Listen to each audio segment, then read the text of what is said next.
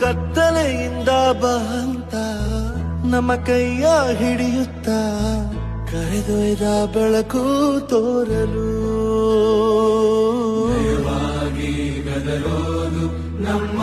ಬೆಳೆಸಲು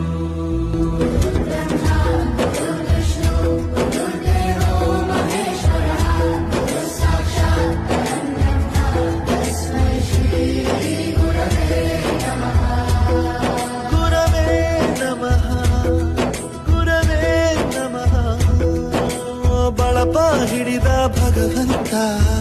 ಇರುತ್ತಾನೆ ನಮ ಸುತ್ತ ಅವತಾರ ನಾನಾ ರೂಪವೋ ಬಳಪ ಹಿಡಿದ ಭಗವಂತ